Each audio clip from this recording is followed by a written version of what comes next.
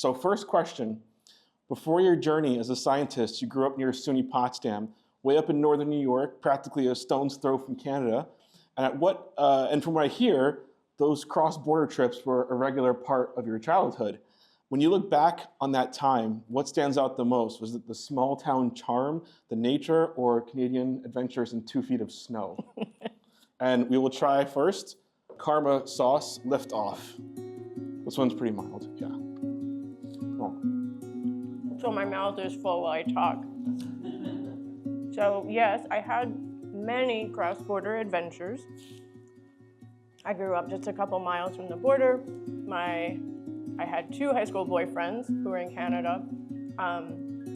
And the best part of crossing the border for me, which happened junior and senior year into my first year of college, was that the American Customs and Immigration officer was either going to be my elementary school gym teacher, my friend Shannon's dad, my friend Marty's dad, or my 6th grade teacher. And so I would hope and hope and hope that it was just Shannon's dad, because he was chill. My favorite experience was my 6th grade teacher I rolled up and he said, "Prove you're an American." And I said, this is way before 9/11, I just had a license. I said, "Here's my license." And he said, "This doesn't prove anything." And I said, "Well, what do you want me to do?" And he said, "Sing the 2nd verse of the Star-Spangled Banner." And I said, "I don't know it because my 6th grade teacher didn't teach it to me." And he said, "Get out of here, you little chump." So. And now we're trying Senior Lechuga Hot Sauce. All right, this one's garlicky if I remember right. It's actually pretty nice. Yeah. Oh yeah, this one's good. Try number 2. It's not hot. Whoops. It's not hot, it's just garlicky. So let's move forward a little bit to the 90s. Burlington, Vermont, a time when Phish was basically the house band, Ben & Jerry's was still an indie rebellion. Church Street had that perfect mix of grunge and granola. You graduated from the University of Burlington, Vermont in 2000, so I imagine this period of time left a mark on you. So what do you remember the most about that chapter? Was it the music, the outdoors, the culture? What part of the 90s Burlington, Vermont still sticks with you today? I think the way you framed it is really perfect. Music, music, music. I never went and saw Phish. Don't tell anybody, I'll lose my UVM diploma. But we would go out and see live music every chance we got. My housemates and I would go to a dance event every Saturday night called Retro Gnome, so 70s, 80s music, and just dance and dance and dance.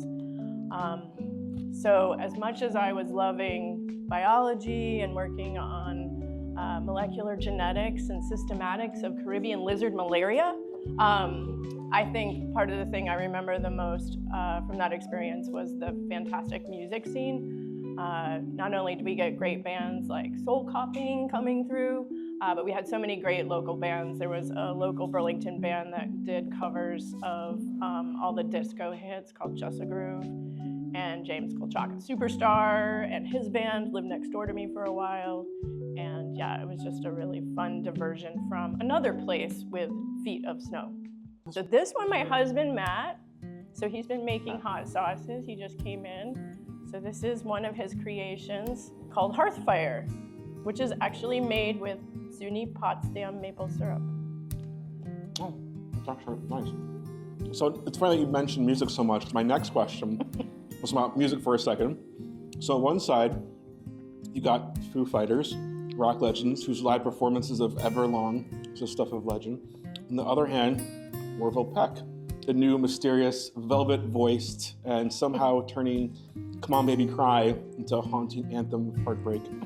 If you had front row seats to see Foo Fighters perform in 1997 or Orville Peck's Come On Baby Cry in 2025, which experience would you pick? I never got to see Foo Fighters then. I saw them in around 2001.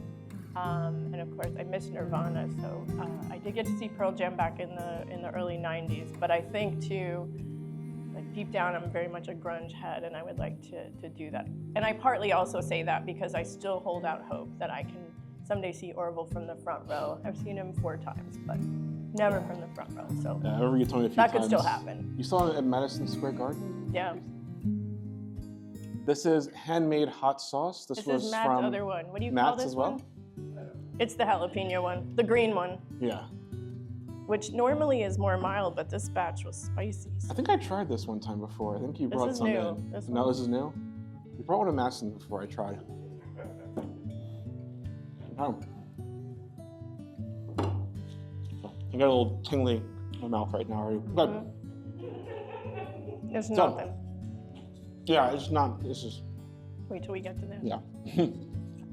It's no secret that you have a deep passion and love for board games in a variety of styles, ranging from killer bunnies or Gloomhaven. You've played games that bring people together, and probably a few that almost ended friendships. What's a board game that should come with a warning label, and did it ever blow up on your face? Ending friendships. I don't think I've ever lost friends over a board game. There's still time, I suppose. I mean, you mentioned killer bunnies, and I would say that that is the one that needs to come with a label. So killer bunnies is a card game where you have a set of bunnies in front of you, and then you're trying to kill everyone else's bunnies.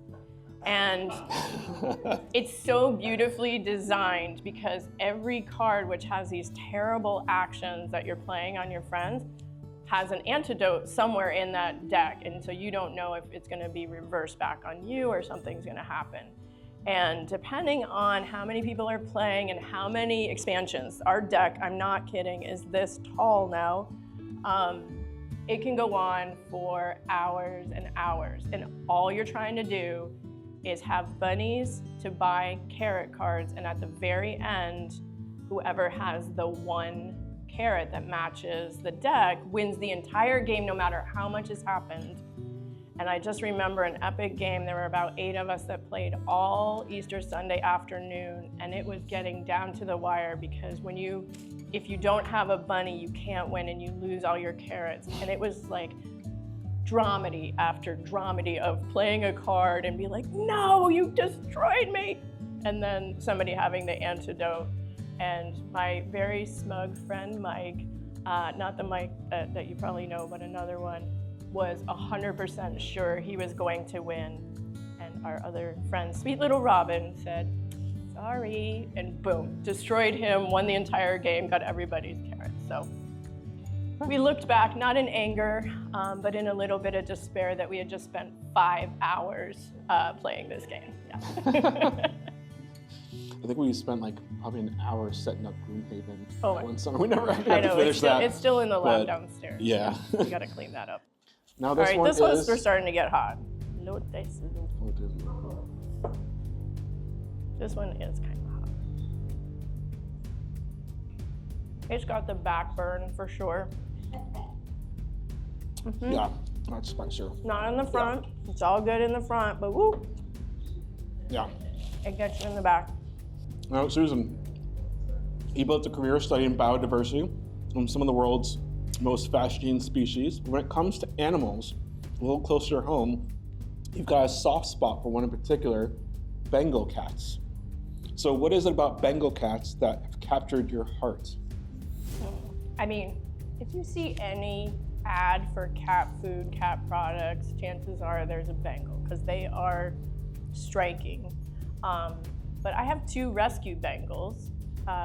Both of them I got when they were 9 years old, so free Bengal. Who doesn't like free? I was hesitant to get the first one because you hear that they are so energetic and jump on things and destroy things. And I've been fortunate to have had 2 older, much calmer Bengals. And both of them are very affectionate, yet independent, and just beautiful cats. And it is nice when people say, I can't wait to meet your cat, and oh my God, she's so pretty. Uh-huh. Okay, so let's try the next one. This is Speaking of animals. African ghost pepper, so this is definitely more. And this sauce, the sale of this sauce benefits African wildlife conservation, strangely. If you want an extra challenge, if you want to try the hot sauces after, is try it without drinking anything. Like, I haven't drank anything I'm going to yet. try to go as far as I can without But this one's coming next. This one's. Wow. Ah, that's spicy. Oh, yeah. Mm-hmm. African ghost peppers, yep.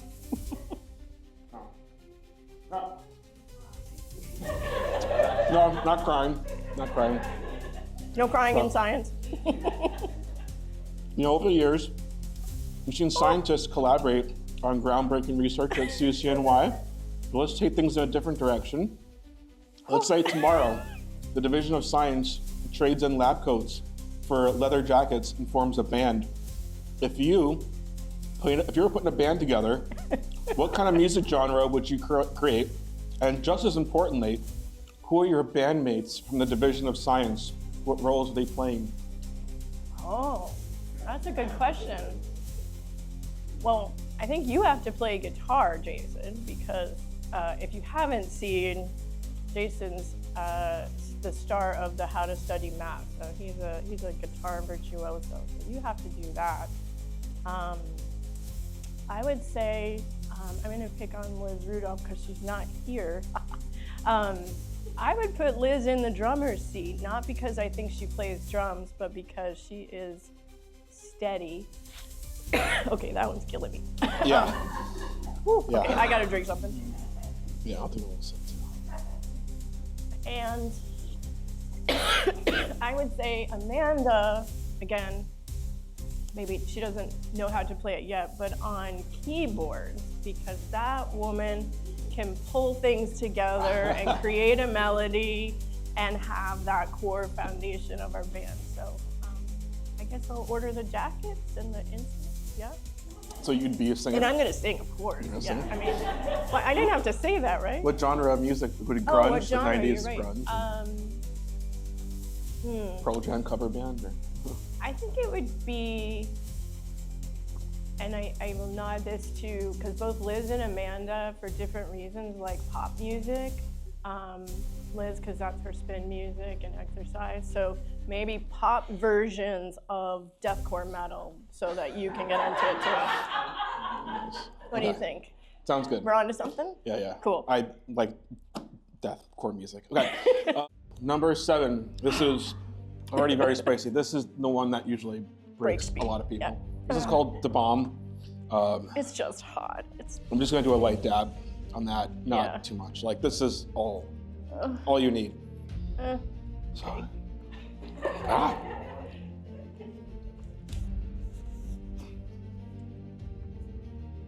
Oh God. It's just, it doesn't taste good. That's my problem with Da Bomb. It just doesn't taste good. It's hot, although I think it's mellowed, but it doesn't taste good. I mean, the tissue blew my nose again. So, Susan, stepping into the role of Dean of Science at CCNY, there's no small feat. There is a prestige, the responsibility, and probably more email than anyone could possibly prepare for. But no matter how thorough the interview process is, there are always a few curveballs that only reveal themselves once you've actually become the dean. Looking back, what's one thing that didn't come up during the interview process, something you really wish you had known before taking the job? I mean, I think the pandemic is maybe too obvious. You know, obviously none of us were predicting that we were going to go into full shutdown mode. So I was here 10 weeks before global shutdown. And so it was the most intensive period of shutting down all of the research capacity of science and then very quickly reopening it. Everyone here at the college was dealing with the transition to online education, and that was certainly a struggle. But the research took a lot of logistics, and I think it opened up a lot of our eyes in terms of things we could do better. But and I'm gonna say this with love in my heart for the shack, i.e. Marshack, which is, I didn't predict how often I would need to handle mops, buckets, and in fact, my first week, there was a massive flood in the dean's office where they were installing chilled water on the roof and they cut the wrong pipe and it just flooded into my office. And again, Liz, God bless her, like jumped up, had a mop, and we saved my office and anything valuable. This is the last one. It's called Satan's Blood. It looks like Satan's blood. It is not meant to be used as a sauce. It is an additive. Like it doesn't even like move down. Just it stays there. Like just sticks to you. Huh? I usually put it into Chipotle mayo, and it's amazing. But the first time I had it, I immediately wanted more of it, so. Okay. You ready? Last one. Yep. I haven't done it in a while. I'm gonna be brave. Oh. Wow. You have to all try this at some point. So,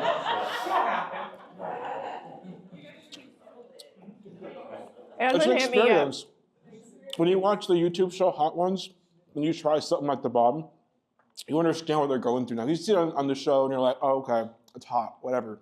Oh, I've tried like hot sauce. I've had like Tabasco. No, like this is a different experience. My mouth is basically numb right now. Okay. Yeah. But I love it. Oh my God. If you have to get a cavity done, just You're have gonna hot feel sauce. so good in like 5 minutes. It's gonna be such a wave of euphoria. Yeah, it does. It's gonna be awesome. Just wait for it. Yeah, I'll wait for it. Yeah. Okay. I'll take your word. So, last question. A lot of people go to the Museum of Natural History to stare up at the giant blue whale or the T-Rex, but you are behind the scenes, helping build something just as awe-inspiring, but on a microscopic scale. You co-curated The World Inside You with Rob DeSalle, a deep dive into the human microbiome that made people rethink what it means to be human. What was it like translating cutting-edge science into an exhibit for the general public? And was there a moment during that process where you thought, like, you're doing something special here? Yeah. And Christine was probably still there then. So it was challenging for a lot of reasons. I mean, first of all, microbes had to be depicted in almost cartoonish fashion. Obviously, you know, we have a vague sense of what they look like, but we color them and we, you know, make them bigger. But I think the hardest thing about doing that exhibit was less translating the science, although that was hard, but realizing that the field was moving so rapidly that everything we were putting in, because the exhibit planning starts 2 years before, 3 years before it opens, that by the time, you know, the opening day happened, some of our label deck might be wrong. And in fact, as I go back and look at the book Rob and I wrote, like some of that science has changed quite a lot.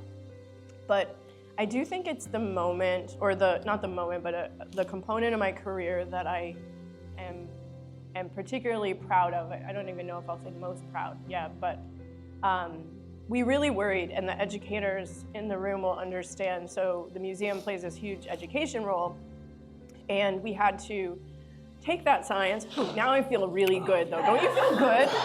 Like, isn't it like a high? Sure. Yeah, sure. Okay. Yeah. Yeah. Maybe it's just because I'm talking about what I'm proud of. It gives you energy. Yeah. Like, vasodilation is awesome. Yeah. So we were trying to like prepare the educator's guide, and believe it or not, New York State K through 12 education only mentions microbiology twice in the entire curriculum. It mentions that germs are bad and we should teach little kids to wash their hand, and then at some point when you do the nitrogen cycle, it mentions them again. And so there was this perception that kids just couldn't care less about microbes because they couldn't see them. And I had multiple parents come up to me, partly because we gamified the microbiome, and say, that now their kids were asking to eat more vegetables because they knew that the fiber was good for their microbes. And I was like, if I just made even 12 kids eat broccoli, I'll show it to my kids. I win. So Yeah. I'll bring them there too, because they don't eat broccoli either. yeah. Okay, at the end of Hot Ones, he normally has guests that, give a plug for their latest movie, show, whatever. You do not have a movie or a show going on right now. That you But, know of. as Sean Evans would say, you can look at this camera, well, probably this one, actually. I can only look at one's that set. one, yeah.